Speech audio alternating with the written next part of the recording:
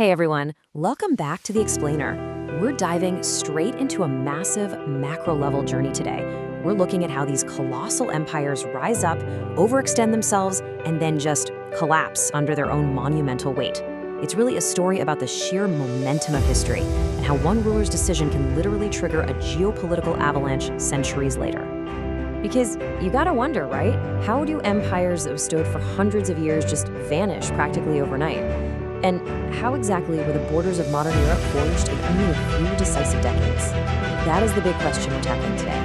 We're going to trace a direct line of cause and effect, from the very first czars unifying the East straight to the muddy, mechanized trenches of World War I. It's a wild story full of ambition, total miscalculations, and the rapid shifting of global power. So, here's how we're going to break this all down today. Foundations of Russian power, Napoleon's great family, the fall of the empire, the cataclysm of WW1, and finally, revolution and collapse. This chronological journey is going to take us from the deep roots of Eastern Europe right into the industrial disasters that fundamentally reshaped our modern world. Section 1. Foundations of Russian power, from chieftains to czars. To really grasp the collapse, we have to understand the buildup. Let's track this back to the 9th century with Prince Rurik. He was a Varangian chieftain who set up the foundational Rus state. Fast forward a bit to the 16th century, and you've got power being ruthlessly centralized under Ivan IV, the very first Tsar. This steady, relentless expansion keeps snowballing until the early 19th century, where Russia finally emerges as this massive, sprawling imperial powerhouse, just perfectly primed and eager to clash with Europe. You know, this next detail is actually super fascinating. It shows how a simple translation can totally warp our view of history. We all know him as Ivan the Terrible, right? But the original Russian word, Grozny, didn't actually mean terrible, like evil or incompetent. It actually meant awesome, great, or formidable. Ivan was a truly formidable force who locked down immense power. He built a rock-solid foundation that would literally dictate Russian foreign policy for centuries to come. Section 2. Napoleon's Great Gamble, the 1812 invasion of Russia. So that formidable Russian power sets the stage perfectly for the French Emperor Napoleon Bonaparte's disastrous decision to march his grand army east. Napoleon goes in expecting a traditional fight, launching this unprecedented invasion. But the Russians, they absolutely refuse to give him the decisive battle he wants. Instead, they use a brilliant, though incredibly brutal, strategy of retreat and scorched earth, literally burning their own crops and villages so the French can't use them. Add in the rugged Cossack cavalry, just relentlessly harassing the overextended French supply lines, and by the time they finally clash at the brutal Battle of Smolensk, the French momentum is already bleeding out. To really get a feel for what this looked like on the ground, picture the stark tactical contrast here. On one side, you have the highly disciplined French guardsmen. These were the elite shock troops of Europe, completely used to sweeping, glorious victories. But on the other side, the Russian Jaeger. These guys were hardened light infantry, perfectly adapted to the absolute worst terrain and harsh conditions of the East. They were built for grueling war attrition. Okay, so this all boils over at the Battle of Borodino. And let's be very clear, this wasn't some elegant tactical masterpiece. It was a terrifying meat grinder.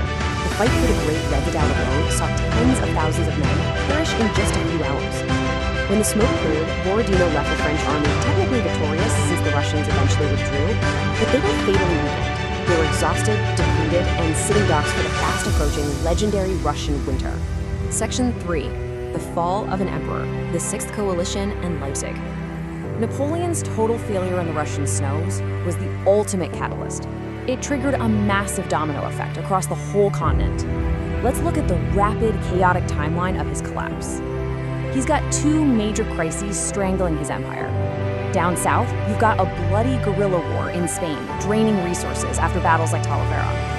Over in the east, the catastrophic retreat from Russia completely shatters the myth that Napoleon is invincible. These twin disasters converge in 1813, leading right into the monumental Battle of Leipzig, which would basically seal his fate. Suddenly, practically all of Europe says enough and mobilizes against him. We're talking about an unprecedented multinational alliance, the Sixth Coalition, uniting Russia, Prussia, Austria, Sweden, and the UK. They systematically started dismantling Napoleon's grip on the continent. We've got brilliant diplomacy happening behind the scenes by folks like Austria's Clemens von Metternich, paired with Wellington's relentless military push up through Spain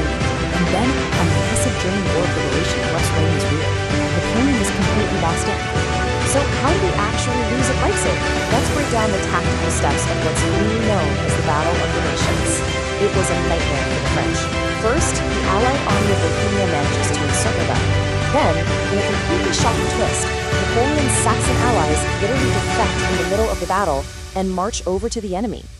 The Allies also break out terrifying new weapons like British rocket artillery.